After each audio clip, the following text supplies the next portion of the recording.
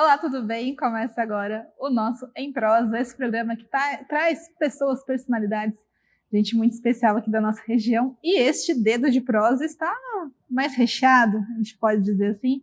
Estou aqui com a Heloísa, com a Lilian, as professoras com mais tempo de casa e menos tempo de casa da Prefeitura Municipal. Obrigada por ter aceitado esse encontro aqui leve com a gente. Eu sei que a rotina de vocês é muito corrida. Então, separar esse tempinho para falar da educação de antes, da educação de hoje, e o que mais preocupa a gente, que é a educação de amanhã, né? Obrigada. Então, vamos começar com a Lilian, que tem mais tempo de casa.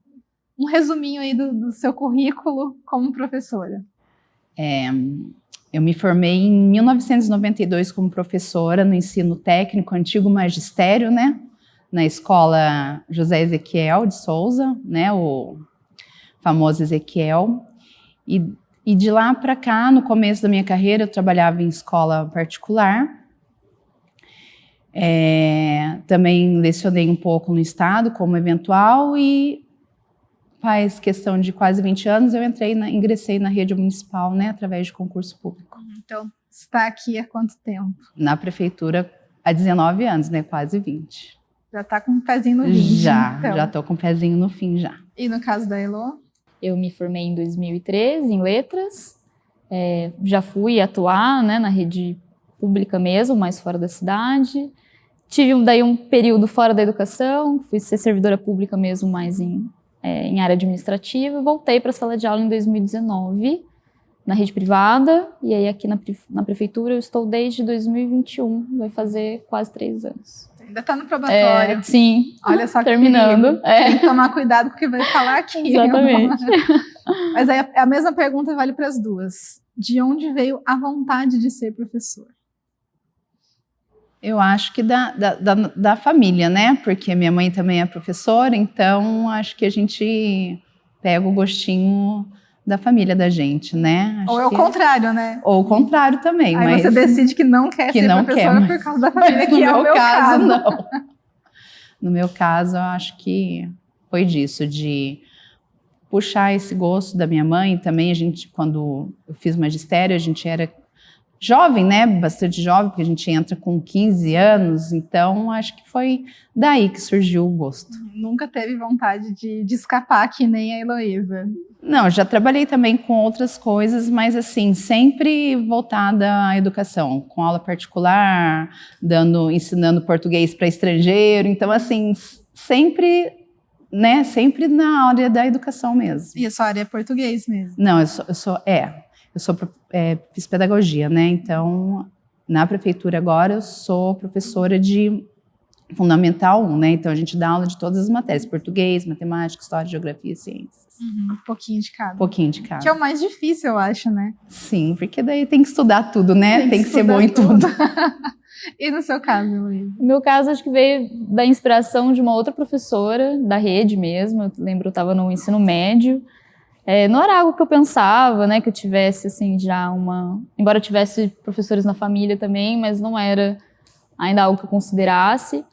E aí essa professora de língua portuguesa mesmo, no ensino médio, que me encantou, assim, pela área de estudo. E aí me marcou bem essa relação com a literatura, que ela me incentivou. Lembro de ganhar livros dela de presente. E aí foi por aí que eu escolhi a área, né, de estudo, a faculdade de letras, e aí a profissão acabou chegando também. Então as duas são um pouquinho mais de humanas, mas tem que enfrentar exatas. Bem de humanas, mas tem que enfrentar exatas. Coragem. Sim. Mas no caso, você está dando aula para a faixa etária de... Agora, do 1º ao 5º ano, né? Ao 5º ano. Leciono na sala do Reides, que é o reforço, né? Recuperação paralela. Então, eu tenho que dar tanto aula de português como de matemática para as crianças do Fundamental 1. Sim. O seu caso também é Fundamental 1? É, Fundamental 2. Aí vai do 6º ano ao 9º ano. Mas já passei pelo ensino médio também, né? Tem alguma preferência? Os mais novinhos ou os maiorzinhos? Eu gosto mais dos menores, né? Os pequenos, eles são mais engajados, eles topam tudo, você traz uma novidade, eles ficam felizes, então dá mais trabalho um pouco, porque são mais pequenos, mas no caminhar dali da aula, do acontecimento, eles gostam mais, eles são mais animados. Eu já recebo eles já maiores, né, mas eu percebo pelo 6º ano também, que são os menorzinhos, que eles chegam mais ainda animados, né, mais carinhosos com a gente também. É que a adolescência é uma fase difícil, né? Nós 3 já passamos pela adolescência, a gente sabe que ninguém é muito fácil, alguns piores, alguns melhores, mas enfim, a adolescência é um pouquinho mais difícil, né? Período de transformação da gente, né? Então é mais difícil de cativá-los um pouco. Tudo é muito extremo, né? As emoções são mais extremas. Mas daí, vocês decidiram dar aula. Como foi a expectativa e a realidade? Porque eu acho que a gente tem muitos sonhos, né? Quando a gente está estudando, a gente pensa que a carreira vai ser de um jeito, e a gente sabe que tem coisas que surpreendem, tipo, nossa, é melhor do que eu pensava, e tem outros que falam, meu Deus, aonde eu fui amarrar meu bode? Como vocês passaram por isso? O começo é bem desafiador, né? Porque a gente ainda está se formando também, né? Então... E a gente se forma muito jovem também. E a gente se forma muito jovem e o ter a experiência, saber lidar, né? A gente vai adquirindo com o tempo. Então, assim... É bacana, assim, o começo, porque a gente sonha muito, né? A gente sonha que a gente vai conseguir atingir a todos e transformar o mundo, né? Que eu acho que essa é o ideal do professor, né? E a gente, às vezes, se depara com situações difíceis, com a realidade difíceis, né? Que a gente vê que a gente não consegue atingir todo mundo ao mesmo tempo. Então, é o maior desafio. É o desafio. É um desafio tão grande que eu até me assustei, assim, justamente muito jovem ainda, né? Recém-formada. E aí, esse começo já me assustou um pouco. Eu falei, epa, acho que eu não vou dar conta. Por isso você foi para administrativo. Calhou de eu ser chamada num concurso que eu tinha feito. E aí, passei um tempo no administrativo. Fiquei 5 anos trabalhando assim. Mas é justamente isso, né? A gente, quando se forma professora, esse sonho, essa vontade, né? De colocar nosso conhecimento ali a favor, me chamou de volta. Eu falei, não tem jeito, vou ter que ir para a sala de aula. E aí, acho que um pouco mais, né, madura, a gente encara os desafios de outra forma. Porque a gente sabe que professor, infelizmente, não é valorizado. Falando da valorização, né, que a gente precisa, né, ser valorizado, né, tanto pelo poder público quanto pela sociedade, porque todo mundo precisa estudar, né, gente? Ninguém se forma, ninguém consegue uma profissão se não for através do estudo, né? Então, a gente precisa mesmo dessa valorização de todos, né? Família e escola precisam andar juntos. A gente estava falando disso nos bastidores, né? Sim. A importância dos pais, dos responsáveis, perceberem que nem tudo é papel do professor, nem tudo é papel dos pais, tem que ser um trabalho em conjunto mesmo. Um trabalho em conjunto, família e escola, né? Porque o que a gente deseja para o nosso aluno é o sucesso, que é a mesma coisa que a família deseja para os filhos, né? Que eles tenham sucesso. Sucesso não quer dizer muito dinheiro, né? Não é esse tipo de sucesso. A gente quer que eles sigam numa profissão que os traga prazer, que traga satisfação, que eles consigam um bom emprego, né? Uma colocação. Então, esse sucesso que é o que o professor deseja para o aluno dele, né? Que ele consiga se estabelecer na vida. E é o mesmo que os pais querem. Então, a gente precisa andar junto, né? Que o discurso, né, que a gente tem aqui na escola ecoe em casa, né? Que os pais também reforcem aquilo que a gente diz aqui, para que o aluno veja sentido, né? Ele vai confiar mais na família, obviamente. Então, quando o pai e a mãe estão ali incentivando, a gente vê que o desempenho do estudante em sala de aula é outro. Que daí entra na questão que a gente estava falando. Como você, principalmente, né, Lilian, vê o aluno de antigamente, dos anos 90, com o aluno de hoje? A gente sabe que tem muita gente que fala, nossa, essa geração está perdida. Não é bem assim. Não. Algumas coisas eles estão melhores que a gente, outras coisas está defasado. Como está aqui? Como você observa essas crianças de ontem e de hoje? Então, antes, né, a gente não tinha tanto acesso a tanta tecnologia e nem acesso a tantas coisas igual nós temos agora, né? Então, antigamente, o brincar da criança, o estar junto, era na escola, né? Então, a frequência era maior, eles tinham mais sonhos, né? Uma expectativa maior do que tem hoje, né? Então, essa eu acho que é a diferença. Antes, a escola oportunizava o conhecimento, né? Hoje a gente tem o conhecimento na palma da nossa mão, né?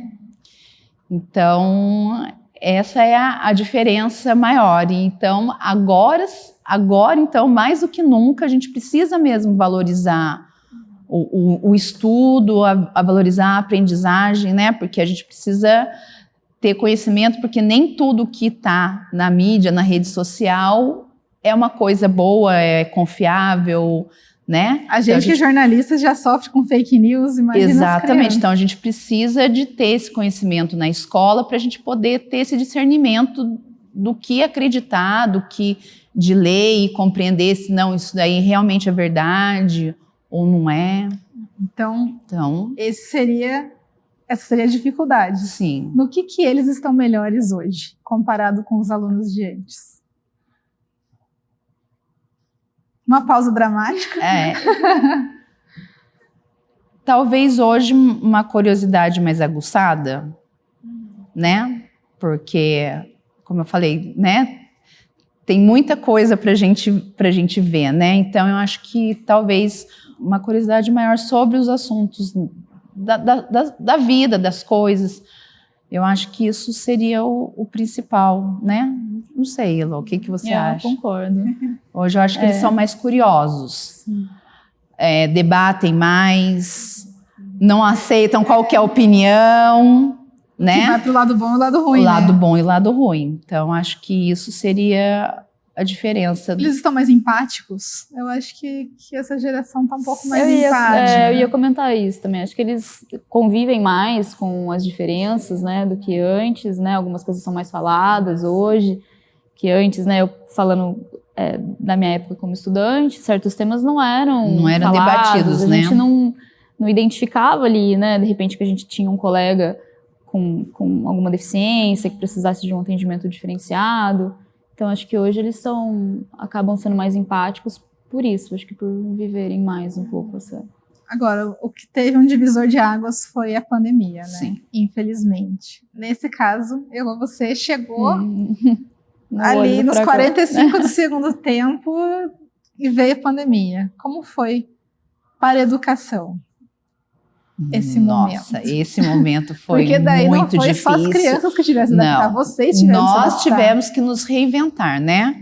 Nós tivemos que usar de tecnologia, que a gente não usasse, mas não na quantidade, no volume que a gente precisou, porque muitas aulas foram gravadas. Algumas foram gravadas lá na TV Câmara. Na TV Câmara, várias dentro de casa, né? Então as pessoas precisaram, né? Os professores precisaram se reinventar nesse momento, de ser um pouquinho de youtuber, coisa que nós não estamos acostumados. Aí era o momento de pedir dica para os alunos. Exatamente. Então, assim, foi um momento muito difícil. Vários alunos, né?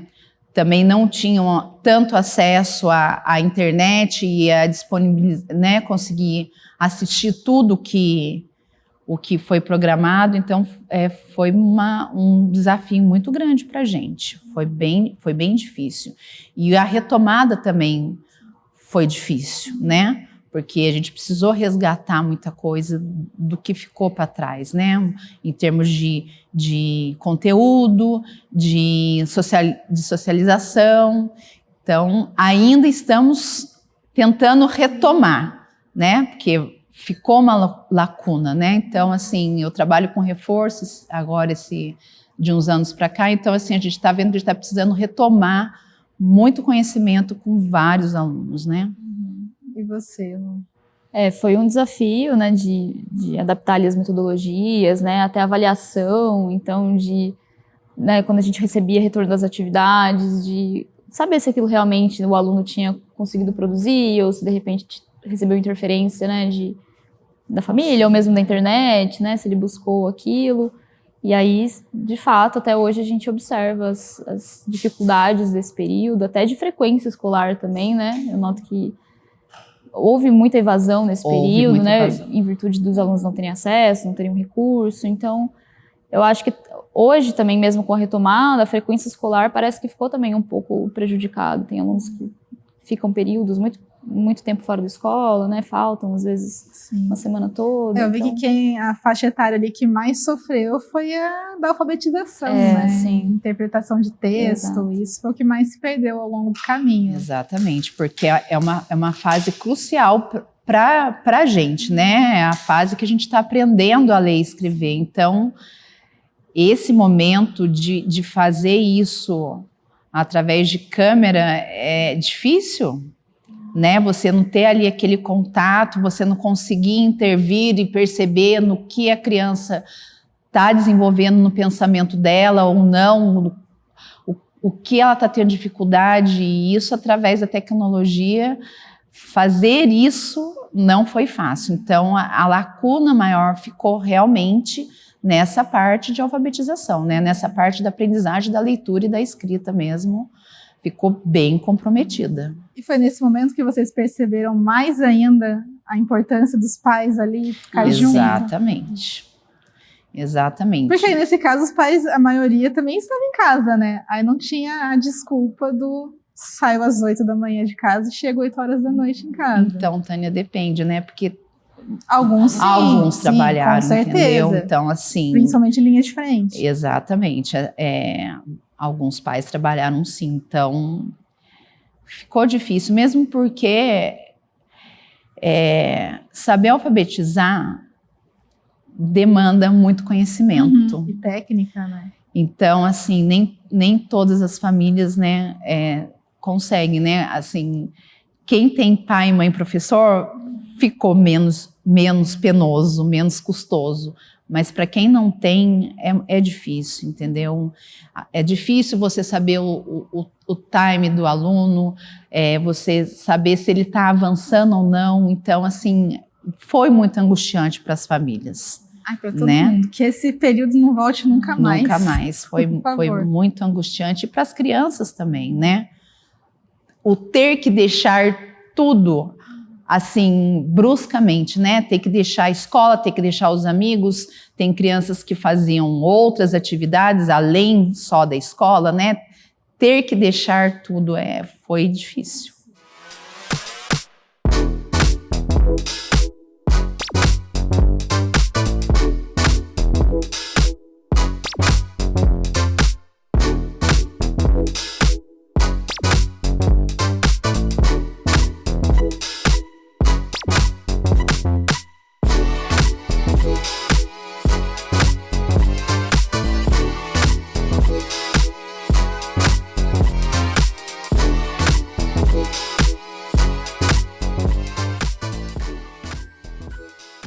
E agora a gente vai mudar de assunto para outra dificuldade que para eles está muito difícil, que é largar o celular. Como seus alunos estão enfrentando isso? Então, como eu trabalho com Fundamental 1, então isso nunca foi permitido, né? Os pequenos realmente não têm esse hábito de trazer o celular para a escola. Poucos têm, né? Eles usam dos pais. Usam dos pais ou usam dos irmãos mais velhos. Então, assim, no Fundamental 1, o impacto não foi tão grande. Eu acho que o impacto maior é do 6º ano para frente, né? Que é a Heloísa que está sofrendo. A gente observa mesmo que os mais jovens, né, do Fundamental 2, assim, eles estão lidando melhor com isso. Então, a gente tem menos casos de ter que interferir, de pedir para guardar, né, ou de recolher o aparelho.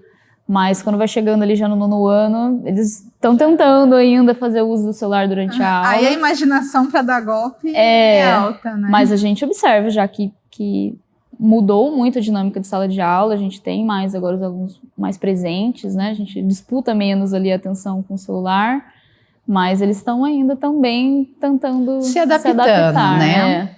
A gente ouviu a história aqui de aluno que leva o celular para o banheiro e fala que tá vendo a hora, mas estava no joguinho. Exatamente. Então, mas também é um processo, né? Não dá para tirar de uma hora para outra, porque infelizmente essa tecnologia acaba sendo uma dependência. E faz parte do nosso dia a dia, né? Não dá, a gente não consegue mais se conceber sem internet, sem o celular, sem resolver as coisas na hora, né? aquele FOMO, né? É. Que é o termo que eles usam para fear of missing out, o medo de estar perdendo alguma coisa que está acontecendo nesse então, momento. assim, para os maiores, eu acho que está sendo um desafio E até para os maior. pais, né? Que eles ficam, mas como eu vou saber que meu filho... Antigamente os pais você chegou em sabiam. casa, como foi. Mas hoje eles também se acostumaram a saber. Eu preciso saber se meu filho tá bem, liga pra ele na hora. Exatamente. E aqui não pode de jeito nenhum. Não pode, né? nem no É uma lei intervalo. federal, né, gente? É uma lei federal. Isso é válido para o país todo, em todo o ensino básico, de todas as escolas, sendo públicas ou particulares. Então, eu acho que está sendo um desafio. Eles entendem isso? Que é uma lei federal? Que não é uma coisa que vocês tiraram da cabeça? Acho que eles entendem que é uma lei, mas acho que eles ainda não entendem, talvez, a dimensão. Porque eles vão falar, não vou ser disso. preso por ter um celular. Mas, né, acho Não, eles que isso... entendem a norma, mas fica difícil, né? Eles vão entender mais que, talvez recolher o meu celular aqui, mas ali no fim do dia eu vou pegar de volta, então... Tipo, não concordo, estou obedecendo, mas não concordo, né? Mas tem alguns que parece que realmente falam, não, eu estou estudando melhor, eu estou interagindo melhor com as crianças, então dá tempo ao tempo, Dá né? tempo ao Que tempo. nem recuperar a defasagem Exatamente. da Covid. Isso vai levar um tempo ainda. Agora, Lilian, você já está mais se encaminhando aí, pensando que daqui a alguns anos vem a aposentadoria, com 20 anos de carreira, com 25 já dá para aposentar? Já dá, com 25 de carreira, só no magistério já dá para aposentar. Então, já está bem pertinho. Já. Aí não sei se é sua intenção se aposentar cedo, porque tem as pessoas que querem continuar aí na carreira, porque você é jovem, super jovem ainda. Mas, se você quiser aposentar, falar, não quero mais, quero morar na praia, você pode ir. Heloísa ainda tem um longo caminho pela frente. Então, se a gente teve a visão do passado com a Lilian, qual é a sua expectativa para o futuro? Nossa. Daqui a 20 anos. Que ela está 20 difícil. anos para trás, você 20 anos para frente. Eu acho que a gente vai caminhar, talvez, para uma educação mais inclusiva, né, nas diferenças, mais inovadora, eu acho que nas metodologias. Mas acho que certos desafios vão permanecer. Eu acho que vão permanecer. Acho que essa relação escola e família, eu acho que é um ponto que a gente ainda vai trabalhar ainda por muito tempo. Esse desafio eu acho que ainda eu vou encontrar. E a tecnologia? Porque na minha época, nossa época, era lousa, giz, senta na cadeira e escuta olhando o livro. Hoje já está mudando muitas coisas. E daqui para frente? Que as crianças estão cada vez mais imersas em telas. Eu acho que não vai ter em muita vídeos, escapatória. Eles gostam muito mais de vídeo do que de texto. Sim. Não tem como a escola ser alheia a isso, né, Tânia? Não tem como a gente ficar... Não tem como fugir disso, porque é a realidade que a gente está e a gente sabe que no futuro isso vai ser mais presente ainda. Então, a gente se adaptar a essa realidade, né? Foi o que a gente estava falando, a gente não vai usar o celular, mas a gente vai usar em sala de aula alguns outros recursos, né? Televisão, computador na sala de informática. A gente, né, não vai poder ser completamente alheio a essa tecnologia que está aí, né? Então, a gente vai ter que se adaptar. O desafio vai ser, inclusive, equilibrar um pouco disso com também algumas práticas que são mais tradicionais, porque o uso das tecnologias, eles são inevitáveis, né? Eles vão precisar disso para as profissões do futuro, para o mercado de trabalho, mas aquele momento de também estudar no livro, de fazer uma leitura atenta, isso também é importante, desenvolve outras habilidades. Então, acho que essa educação daqui em diante vai precisar também equilibrar esses dois pratos. Muitos desafios. Porque tem algumas profissões que aprendeu que está ali, você segue um bom tempo da sua vida sem precisar reciclar o seu conhecimento. Para professor, não, né? Não, às vezes tanto o conhecimento que vocês realmente ensinam. Sim, porque tanto o conhecimento porque ele vai mudando, né? Mas quanto a maneira de lidar. A maneira de lidar, porque a gente está lidando cada vez mais com a diversidade, né? Então, a gente precisa também tá imbuído nisso, de estar estudando, de estar aprendendo novas técnicas, aprendendo novas maneiras de lidar com esses alunos, trocando muita informação com os nossos colegas, né? Se baseando também na ciência, né? A gente não pode perder o foco do que está sendo estudado cientificamente para a educação. E é isso, se reciclar constantemente, né? Tá constantemente em formação. Mais um motivo para valorizar a profissão. Exatamente. A gente deixa de estudar, vamos dizer assim, academicamente na faculdade, a hora que a gente se forma, mas a gente continua se aperfeiçoando ao longo da nossa carreira, né? A gente vai buscando novos conhecimentos, né? A gente vai além do que aquilo que a gente se formou, aquilo que eu disse no começo, a gente precisa se desenvolvendo, né? Eu hoje não sou a professora que me formei há mais de 30 anos atrás, né? Eu me formei faz mais de 30 anos, então eu não sou a mesma mais, né?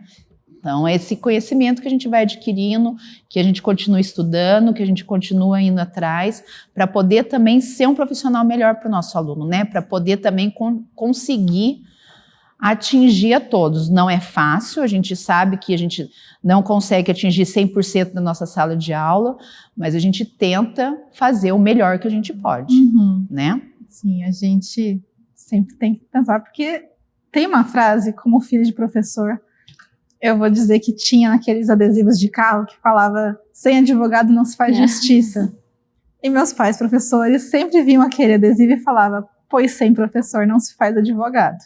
E não se faz profissão nenhuma, e né? nem engenheiro, e nem médico. Sem professor a gente não constrói uma nação, gente. Exatamente. Né? A gente não constrói um país digno sem o estudo, não tem. Não tem como, né? Para encerrar, uma história assim que marcou a carreira de vocês, só para curiosidade mesmo. Pode ser uma história engraçada, uma história emocionante, um momento realmente aí da vida de vocês envolvendo a profissão.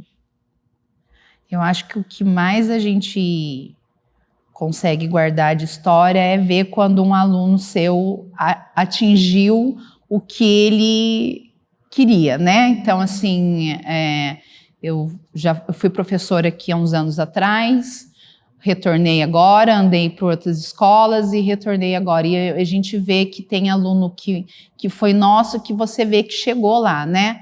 Que conseguiu se formar e saiu de escola pública e conseguiu terminar uma graduação, tá trabalhando na área que escolheu. Então, a gente vê isso, é gratificante, né? São as histórias que a gente guarda no coração. E o professor lembra do rostinho dos alunos, né? Lembra o nome. Eles mudam, né? Aí eles mudam a fisionomia, principalmente os meus, que a gente pega eles pequenininhos. Mas, assim, às vezes a gente se encontra com eles na rua. Professora, lembra de mim? Daí eles falam, daí a gente retoma, né? Daí a gente vê que chegou lá. E agora, com a tecnologia, alguns eu consigo acompanhar. Então, isso são histórias que deixam a gente com o coração quentinho, como dizem, né? Deixa a gente feliz. E você? A gente diz que as nossas ações como professora, a gente nunca sabe, às vezes, onde vai atingir, né? Às vezes a gente pensa que não está ali fazendo sentido, que o aluno nem está te ouvindo, mas é muito gratificante também quando... recentemente eu recebi mensagem de aluna que eu nem dei aula mais para ela, eu já tinha saído da rede, saído da escola, ela estava lá no 6º ano, e aí agora também que ela está se formando, ela me mandou uma mensagenzinha falando: professor, estou me formando, passando para agradecer, né, a diferença que você fez. Então, isso da profissão é muito legal, né? A gente acha, às vezes, que nem tá fazendo diferença ali, mas depois vem... você já está sendo a professora como aquela que te inspirou a ser professora, né? E, às vezes, a gente se torna até professor dos filhos dos nossos alunos. Daqui a pouco já vai para neto. Exatamente. Toda uma geração aí. E no fim vale a pena, né? Vale a pena. A gente vê que a gente conseguiu plantar uma semente... Isso não tem preço, né? Isso não tem... Esse é o diferencial da profissão? Esse é o diferencial da profissão. Eu acho que você conseguir transformar, né? Você vê que você fez parte daquela história. Isso daí eu acho que é o o X, né? O importante. E vocês fazem parte da história de muita gente. De muita gente. A cada ano alunos. que passa. A cada ano que passa são bastante, né? No caso, eu são só 2 salas de aula. A Elô, que passa em várias salas, Sim. então... Sim, mas em 20 anos... Em 20 anos, muitas crianças passaram pelas minhas mãos. E com certeza elas trazem aí também esse orgulho, porque se não tivesse sido boas professoras, elas não encontrariam vocês na rua. Exatamente. E falar, você foi minha professora. Exatamente. Então, obrigada, gente, por ter cedido esse espacinho na agenda de vocês. Como eu disse no começo do programa, vida de professor é corrida. É corrida. Que não é só o trabalho dentro de sala de aula, tem todo o trabalho depois. Todos planejar, os bastidores. Exatamente. Só planejar já dá muito trabalho, depois tem que corrigir prova, e eu sei muito bem como é que é essa rotina. Então, obrigada de novo, e obrigada a vocês que nos acompanharam aqui nessa conversa sobre educação, sobre passado, presente e futuro dos nossos alunos, e vamos valorizar esses professores, por favor. Continue, vamos valorizar a nossa programação também, por favor. Agradeço a audiência de vocês, continue com a gente, e até o próximo Em Prosa. Tchau, tchau.